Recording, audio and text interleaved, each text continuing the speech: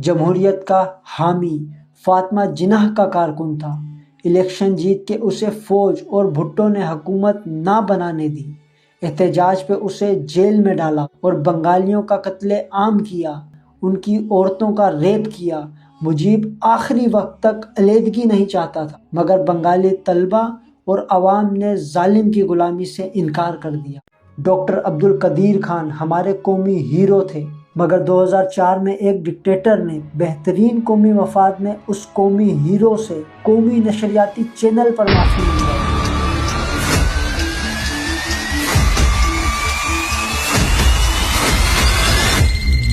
وہ کہتے ہیں تاریخ خود کو دہراتی ہے، لیکن پاکستان تو تاریخ کی جھلکیوں سے نکلا ہی نہیں۔ آزادی کے 80ویں سال میں بھی یہ ملک تقریباً وہیں کھڑا ہے جہاں شروعاتی 10 سالوں میں کھڑا تھا۔ اس بدقسمتی کی کئی وجوہات میں سے ایک وجہ یہ ہے کہ وطن عزیز کے محسنوں کو غدار قرار دیا گیا۔ 1947 میں امیر الدین کدوئی نے پاکستان کا قومی پرچم ڈیزائن کیا اور 2019 میں ان کے بے قصور پوتے نے 20 ماہ نیب ٹارچر سیل میں کاٹے۔ 1906 کو نواب محسن الملک نے پاکستان مسلم لیگ کی بنیاد رکھی اور 1960 میں ان کے نواسے حسن ناصر کو جنرل ایوب خان نے اذیتیں دے کر مار ڈالا۔ 1921 میں حسرت موہانی مسلم لیگ کے 13ویں صدر بنے اور 1995 کو ان کے پوتے کو دہشت گرد قرار دے کر مار دیا گیا۔ 1964 میں مادر ملت محترمہ فاطمہ جناح کو غدار قرار دے دیا گیا، ان پر تہمتیں لگائی گئیں، بے حرمتی کی گئی۔ 1949 میں احمد چھانگلہ نے قومی ترانے کی دھن مرتب کی اور 1979 میں ان کو اور ان کے سارے خاندان کو ضیاء دور میں پاکستان چھوڑنا پڑا۔ 1949 میں بیگم رانا لیاقت علی نے ویمن نیشنل گارڈز کی بنیاد رکھی اور 1951 میں ان کو طوائف اور غدار کہا گیا۔ 1940 میں فضل حق نے قرارداد پاکستان پیش کی اور وہ 1954 میں غدار قرار پائے۔ 1947 میں کے ایچ خورشید نے الحاق کشمیر کے لیے جد و جہد کی اور 1965 میں ان کو سڑکوں پر گھسیٹا گیا اور جیل میں ڈال دیا گیا۔ 1947 کو لیاقت علی خان پاکستان کے پہلے وزیر اعظم منتخب ہوئے اور 1951 کو وہ بے دردی سے قتل ہوئے اور ان کی انکوائری رپورٹ بھی حادثے میں جلا دی گئی۔ 1947 کو قیام پاکستان کے بعد خواجہ نظیم الدین لیگ کے پہلے صدر بنے اور 1964 میں وہ بھی غدار قرار پائے۔ 1947 کو سردار ابراہیم نے کشمیر کی الحاق پاکستان کی مہم چلائی۔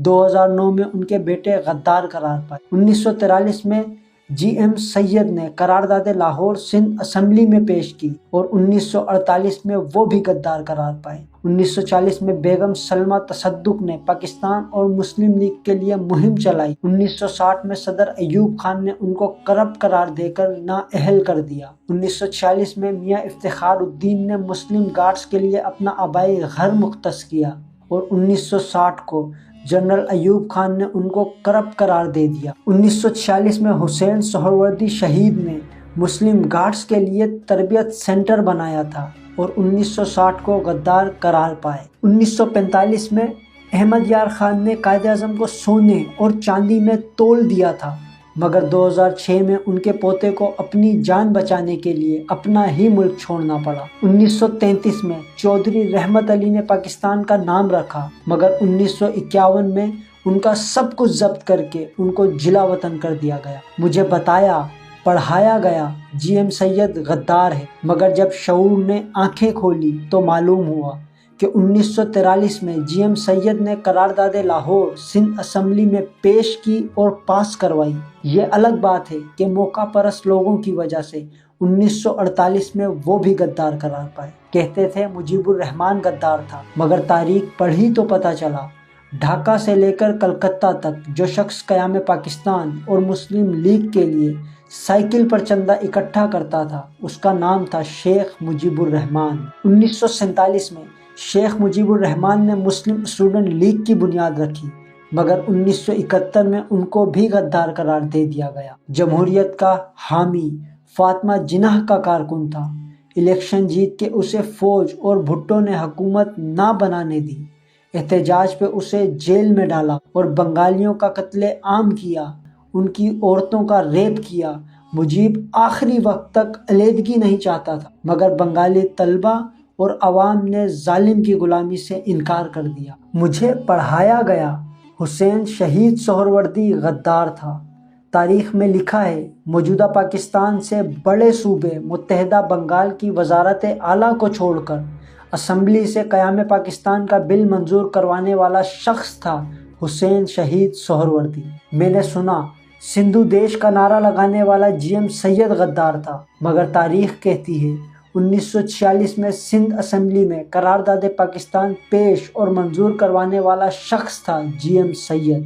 مجھے کہا گیا اکبر بگٹی غدار تھا، مگر بلوچستان کی مٹی گواہ ہے 12 سال کی عمر میں بلوچستان کے جرگے سے پاکستان کے حق میں فیصلہ کروانے والا شخص تھا نوابزادہ اکبر خان بگٹی۔ ان کی کوششوں سے ہی بلوچستان پاکستان میں شامل ہوا۔ کہاں تک سنو گے؟ ڈاکٹر عبدالقدیر خان ہمارے قومی ہیرو تھے، مگر 2004 میں ایک ڈکٹیٹر نے بہترین قومی مفاد میں اس قومی ہیرو سے قومی نشریاتی چینل پر معافی منگوائی۔ وہ آخری عمر تک اپنے گھر میں نظر بند رہے اور آخرکار پاکستان کا محسن منو مٹی تلے جا سویا۔ مگر آج بھی جب پاکستان کے ان محسن کے وہ آخری الفاظ میرے کانوں میں گونجتے ہیں۔ ڈاکٹر صاحب زندگی میں کسی بات کا پچھتاوا بھی ہے؟ اس قوم کے لیے کام کرنے کا، چیزیں جاہلوں کے ہاتھ میں ہوں وہ کچھ کر سکتے ہیں۔ کیا طریقہ ہے؟ کوئی شارٹ کٹ ہے؟ شارٹ کٹ دیکھیے طریقے بہت سے ہیں، لیکن اب ہم نے قسم کھائی ہے کہ اس ملک کو کچھ نہیں بتائیں گے۔ جو ہم نے بتایا اس کا جو صلہ ملا نا، اب اس کے بعد کوئی سلوشن کوئی حل نہیں بتائیں گے کسی کو۔ نواب آف بہاولپور جن کو قائد اعظم نے محسن پاکستان کا لقب دیا، ان کے بیٹے مامون الرشید عباسی کے ساتھ ریاست نے وہ ظلم کیا کہ مخملی بستروں پر سونے والوں کو مظفر گڑھ جیل میں رکھ کر کوڑے مارے گئے۔ عوام اب باشعور ہو چکی ہے، اس لیے یہ حربہ تو مکمل ناکام ہو گیا ہے۔